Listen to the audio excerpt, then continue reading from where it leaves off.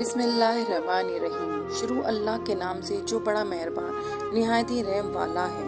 یاسین، قسم ہے قرآن کی جو حکمت سے بھرا ہوا ہے۔ اے محمد صلی اللہ علیہ وآلہ وسلم، بے شک تم پیغمبروں میں سے ہو، سیدھے راستے پر ہو۔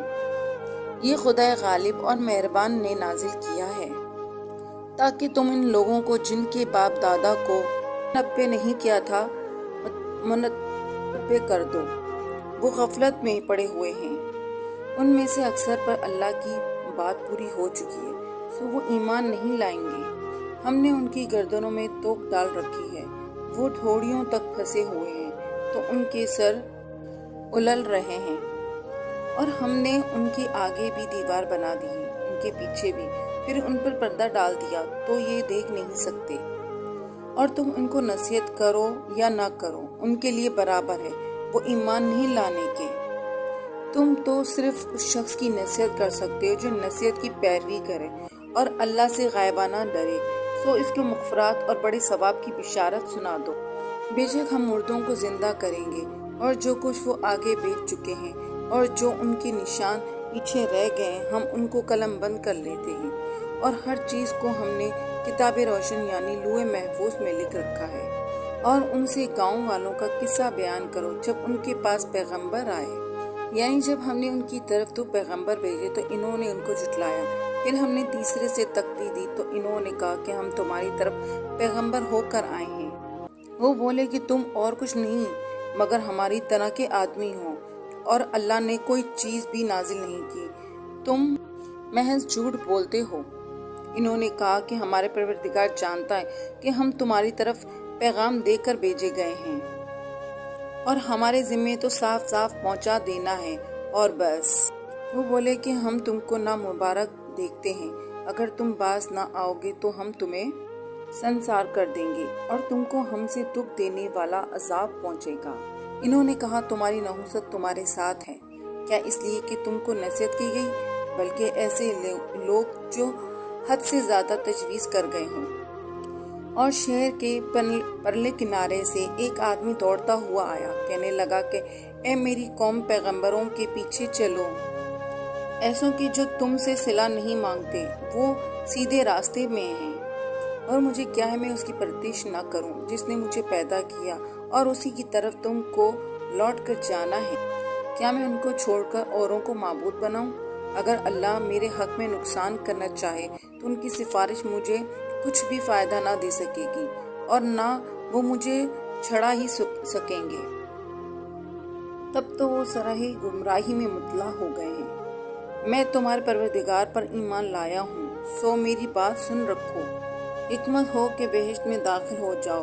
بولا کاش میری قوم کو خبر ہو کہ اللہ نے مجھے بخشش دیا ہے اور عزت والوں میں کیا، اور ہم نے اس کے بعد اس کی قوم پر کوئی لشکر نہیں اتارا، اور نہ ہم نے اتارنے والے ہی تھے۔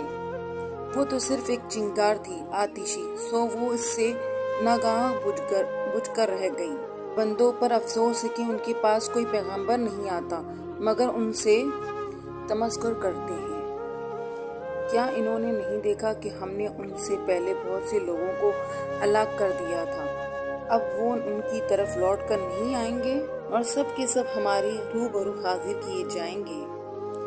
اور ایک نشانی ان کے لیے زمین مردہ ہے کہ ہم نے اس کو زندہ کیا ہے، اور اس میں سے اناج اگایا، پھر یہ اس میں سے کیا کھاتے ہیں، اور اس میں کھجوروں انگوروں کے باغ پیدا کیے، اور اس میں چشمے جاری کر دیے تاکہ یہ ان کے پھل کھائے، اور ان کے ہاتھوں انہوں نے تو ان کو نہیں بتایا، پھر بھی کیا یہ شکر نہیں کرتے؟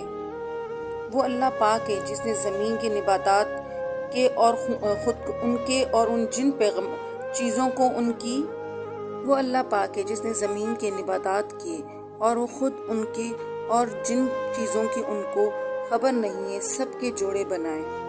اور ایک نشانی ان کے لیے رات ہے کہ اس میں سے ہم دن کو کھینچ لیتے ہیں تو اس کے وقت ان پر اندھیرا چھا جاتا ہے، اور سورج اپنے مقرر راستے پر چلتا رہتا ہے۔ یہ خدا غالب ہے اور نہ دانا کہ مقرر کیا ہوا اندازہ ہے۔ اور چاند کو بھی ہم نے منزلیں مقرر کر دی ہیں، یہاں تک کہ گھنٹے گھنٹے کھجوروں کی پرانی شاخ کی طرح ہو جاتا ہے، نہ تو سورج سے ہو سکتا ہے کہ چاند کو جا پکڑے اور نہ رات ہی سے دن سے پہلے آ سکتی ہے، اور سب اپنے دائرے میں تیر رہے ہیں۔ اور ایک نشانی ان کے لیے یہ ہے کہ ہم نے ان کی اولاد کو بھری ہوئی کشتی میں سوار کیا ہے اور ان کے لیے ویسے ہی چیزیں پیدا کی جن پر وہ سوار ہوتے ہیں، اور اگر ہم چاہیں تو ان کو غرق کر دیں، پھر نہ تو ان کا کوئی فریاد رس ہو اور نہ ہی ان کی کارروائی ملے گی، نہ ان کو رہائی ملے، مگر یہ ہماری رحمت اور ایک مدت تک فائدے میں ہے۔ اور جب ہم ان سے کہا جاتا کہ جو تمہارے آگے ہے اور جو تمہارے پیچھے، اس سے ڈرو تاکہ تم پر رحم کیا جائے، اور ان کے پاس ان کے پروردگار کی طرف سے کوئی نشانی نہیں آئی مگر اس سے منہ پھیر لیتے ہیں۔ اور جب ان سے کہا جاتا کہ جو رزق اللہ نے تم کو دیا ہے اس میں سے خرچ کرو، تو کافر مومنوں سے کہتے کہ بھلا ہم ان لوگوں کو کھانا کھلائیں جن کو اگر اللہ چاہتا تو خود کھلا دیتا، تم تو سرے غلطی پہ ہو۔ اور کہتے ہیں اگر تم سچے کہتے ہو تو یہ وعدہ کب پورا ہوگا؟ یہ تو ایک چنکار کے منتظر ہیں جو ان کو اس حال میں ہیں کہ باہم جھگڑ رہے ہوں گے، آپ کے پکڑ لیں گے، پھر نہ تو یہ وصیت کر سکیں گے اور نہ اپنے گھر والوں میں واپس جا سکیں گے، اور جس وقت سور پھونکا جائے گا یہ قبروں سے نکل کر اپنے پروردگار کی طرف دوڑ پڑیں گے، کہیں گے کہ اے ہے ہمیں ہمارے خوابگاہوں سے کس نے جگا اٹھایا۔ یہ وہی تو ہے جس کا اللہ نے وعدہ کیا تھا اور پیغمبروں نے سچ کہا تھا۔ صرف ایک زور کی آواز کا ہونا ہوگا کہ سب کے سب ہمارے روبرو حاضر ہوں گے۔ اس روز کس شخص پر کچھ بھی ظلم نہیں کیا جائے گا اور تم کو بدلہ ویسا ہی ملے گا جیسا تم کام کرتے تھے۔ اہل جنت اس روز عیش و نشاط کے مشغلے میں ہوں گے، وہ بھی اور ان کی بیویاں بھی سایوں میں تختوں پر تکیے لگائے بیٹھے ہوں گے، وہاں ان کے لیے میوے اور جو چاہیں گے موجود ہوگا۔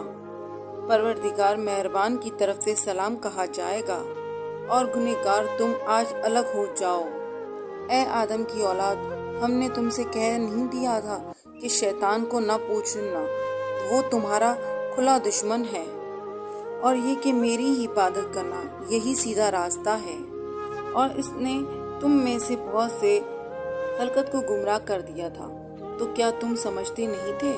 یہی وہ جہنم ہے جس کی تمہیں خبر دی جاتی تھی، سو جو تم کفر کرتے رہے ہو اس کے بدلے آج اس میں داخل ہو جاؤ۔ آج ہم نے ان کے مومنوں پر مہر لگا دی ہے کہ جو کچھ یہ کرتے رہے تھے، اور ان کے ہاتھ ہم سے بیان کر دیے گئے ہیں، ان کے پاؤں اس کی گواہی دیں گے، اور اگر ہم چاہیں تو ان کی آنکھوں کو مٹا کر اندھا کر دیں، پھر سے یہ راستے کو دوڑتے رہیں تو کہاں تک دیکھ سکتے ہیں، اور اگر ہم چاہیں تو ان کی جگہ پر ان کی صورتیں بدل دیں تو پھر وہاں سے نہ آگے جا سکیں گے اور نہ پیچھے لوٹ سکیں گے، اور جس کو ہم نے بڑی عمر دیتے ہیں تو اس سے خلقت میں اندھا کر دیتے، تو کیا یہ سمجھتے نہیں ہیں؟ اور ہم نے ان پیغمبروں کو شعر گوئی نہیں سکھائی اور نہ وہ ان کی شاعر ہے، یہ تو محض نصیحت ہے، صاف صاف قرآن پر از حکمت ہے، تاکہ شخص کو جو زندہ ہو ہدایت کا راستہ دکھائے اور کافروں پر بات پوری ہو جائے۔